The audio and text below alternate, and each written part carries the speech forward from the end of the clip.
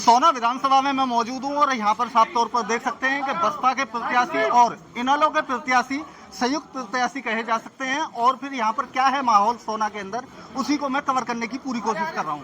तो फर्स्ट तो सर, जिस तरीके से आप क्षेत्र रक्षण कर रहे हैं, तो क्या लग रहा है कि कितना रिस्पॉन्स आपको, कितना सपोर्ट मिल पा रहा है? देखो, पूरी विधानसभा में हम घूम रहे हैं और लगभग हमने यहाँ 30 गांवों के दौरे करे हैं। तो मेरे हिसाब से जो है 120 के आसपास अभी गांव बचे हैं और 30 गांवों में जो हमें रिस्पांस मिला है, मैं कह रहा हूँ कि लोगों ने हमें छोड़ा नहीं है।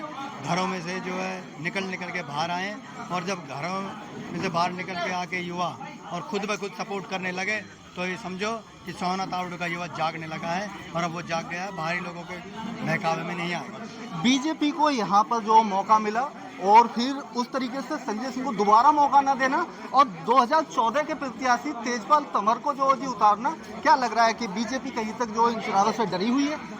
बीजेपी के बारे में मैं बात नहीं करना चाहता, मैं तो अपनी बात करूंगा। बीजेपी का मतलब है बहुत झूठी पार्टी। मैं तो उसके बारे में बात ना करके अपनी ही बात करूंगा। बहुजन समाज पार्टी, जो माननीय बहन जी ने हमें आशीर्वाद दिया है, माननीय चौटाला साहब ने जो अभय जी ने हमें यहाँ भेजा है, वो जीतने के लिए भेजा है। यहाँ के युवा हमें जिता के भेजे हैं। तो क्या लग रहा है कि ये चुनाव विकास पे होने जा रहा है? आप जिस तरीके से एक चेहरा बन करके उभरे हैं, हालांकि यहाँ पर गुर्जर विशेष के जो यहाँ पर प्रत्याशी देखे जा सकते हैं, आप किसको अपना प्रतिनिधित्व मान रहे हैं कि भाई हमारा प्रतिद्वंदी ये होगा? देखो, मैं ये कह रहा हूँ कि ये सब जो है ना, जो भी गुर्जर प्रत्याशी, ये प्रत्याशी वो प्रत्याशी, मैं इन चीज़ों में नहीं जाता।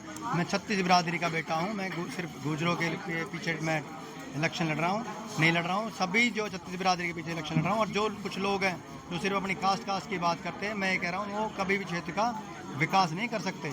और फाइट की अगर मैं बात करूँ तो मेरी फाइट किसी से नहीं है। ये सब 2 नंबर की फाइट लड़ रहे हैं, हम 1 नंबर पे हैं और यहाँ के युवा हमें विधायक बनाएंगे। विजन क्या रहेगा आपके आने वाले कल में? आप एक युवा नेता हैं, तो क्या देना चाह रहे हैं कि भाई मैं इस बेस पर इस गारंटी को मैं जो जी लागू करूंगा बनने के बाद में?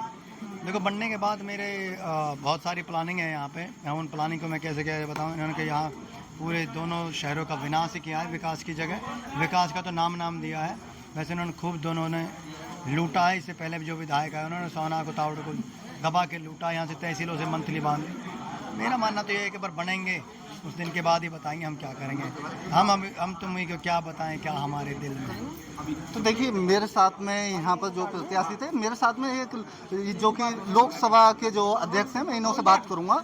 तो कहीं तक आप लोकसभा के जो अध्यक्ष हैं और किस तरीके से देख रहे हैं जो चुनावी रणनीति चल रही है? देखिए, चुनावी रणनीति का आप देखिए, जिस तरह से बहुजन समाज पार्टी और इंडियन नेशनल लोकदल का जो गठबंधन का हमारा उम्मीदवार भाई सुंदर बढ़ाना है, 36 बिरादरी का प्यार और सहयोग मिल रहा है। जहां भी हम जा रहे हैं आप देख रहे हैं सैकड़ों की संख्या में लोग होते हैं और सर्व समाज का समर्थन। क्या आप ऐसी समाज को समझाने में अब तक कामयाब रहे हैं? ऐसी समाज तो ऑलरेडी कांग्रेस ने समझा दिया है। जिस तरह से उन्होंने गुमराह करके लोकसभा में वोट को लूट कर ले गए थे और वोट लूटने के बाद अब ऐसी समाज के लोगों को पता लग गया, जब अमेरिका के अंदर बैठकर राहुल गांधी कहता है कि जैसे हमारी बहुमत की सरकार होगी तो हमें आरक्षण खत्म कर देंगे। आरक्षण को लेकर के तो लोग जागरूक हैं, वो समझ चुके हैं। अब की बार हाथी अपनी स्पीड पकड़ेगा और 36 बिरादरी और शेड्यूल का सारे लोग एक ही उनका नारा होगा और एक ही उनका चुनाव चिन्ह होगा, वो होगा हाथी। मिल रहा है। इसी के साथ में बने रहिए मृणाल के साथ में। मिलेंगे किसी नेक्स्ट वीडियो में, तब तक के लिए जय हिंद, जय भारत, धन्यवाद।